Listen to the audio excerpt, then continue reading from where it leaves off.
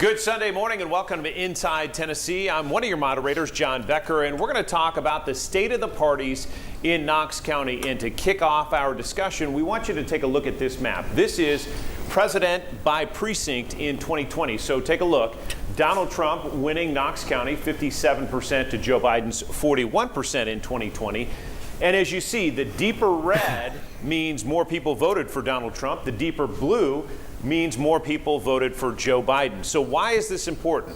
Well, we saw a change in 2020. We saw actually blue expand a little bit. So soak in that map as I roll over and introduce our guest this morning. Two men who know the state of the party because they lead the party. We're talking to Matt Shears, who leads the Democrats in Knox County, and Buddy Burkhardt, who leads the GOP in Knox County. Good to have both of you with us this morning. Thank you. Glad to be here. I'm going to introduce our panel. Susan Richardson Williams is a Republican. She runs her own PR firm. Don Bosch is a Democrat. He runs his own law firm. And my colleague John North is with us as well. Morning. Important as we start our discussion, you do not register for parties in Tennessee. That's something you need to think about and listen to because we all get confused. This changes state to state. But right now, Buddy Burkhardt, how many people are a part of the Knox County Republican Party?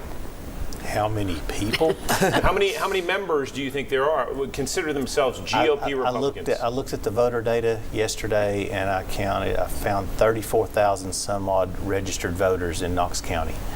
And then I pulled the early voting, and it looked in early voting it was about a 50-50 split. After that, there is no way.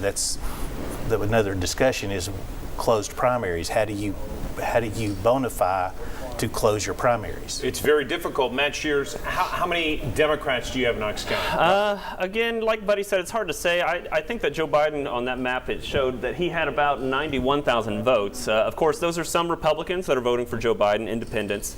But I would say it's increasingly more. Every 2 years, we find that there's more folks voting for Democrats. Maybe if they're identifying as Democrats or not, we're not sure. But in regards to active party, volunteers and those matters, we've seen increases over the number of years as well, too.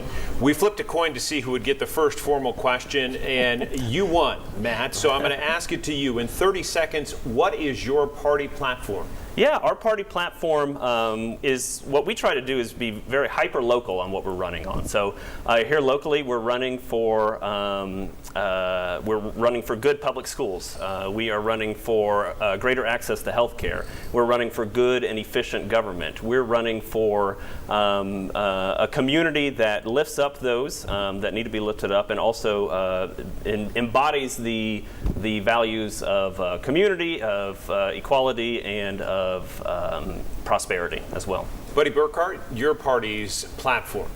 Our platform is to elect good Republicans to good offices and get back to, right now we're working on getting back to our grassroots, to the roots that what made this county red to begin with. Where we wanted to, we've lost some ground, but I think that's because we lost a lot of our grassroots support, and that's where we're focusing our efforts right now. Susan? Yeah, Buddy, this is your second term to third term.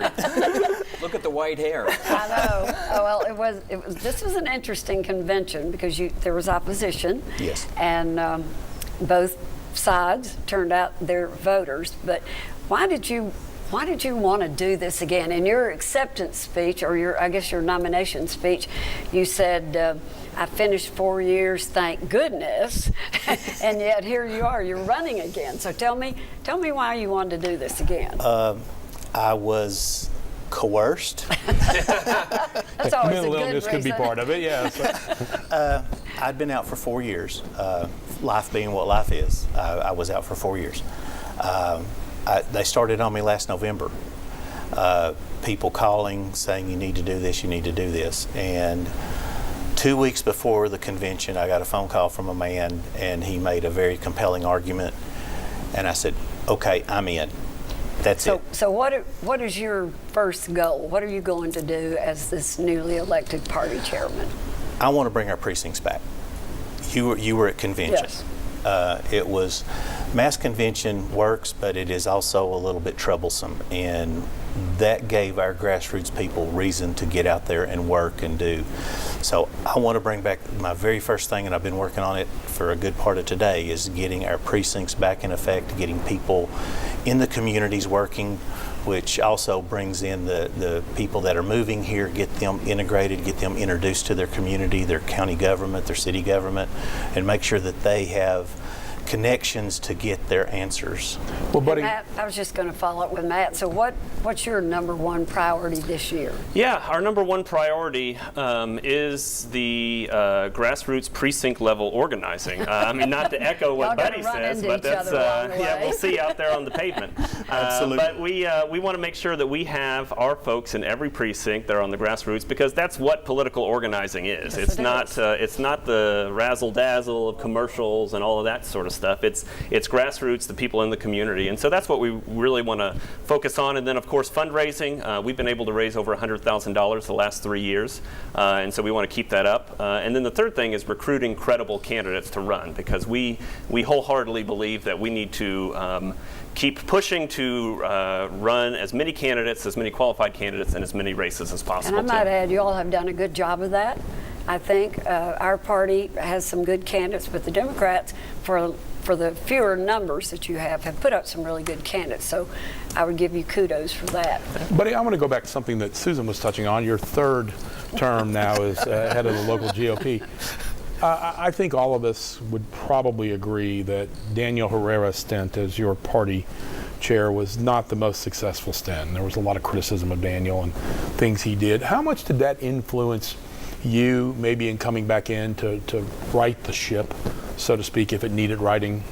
I think that part of the things that I was told was that I did a decent job. I'll say I did a decent job. Some people tell you I did a good job my last time. I still think there were a lot of things I could have done had I had more time. And Knox County is whether we want to admit it or not, is a rural community, and we deal better with people on people. And I have just told people, when that comes up, there is a reason your windshield is bigger than your rearview mirror.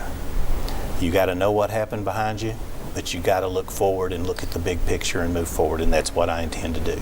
We're going to take a quick break on Inside Tennessee. Dunn, I know you have a question for Matt Shears. We'll have that coming back, and John North weighing in as well. We'll see you back here in just a couple of minutes on Inside Tennessee.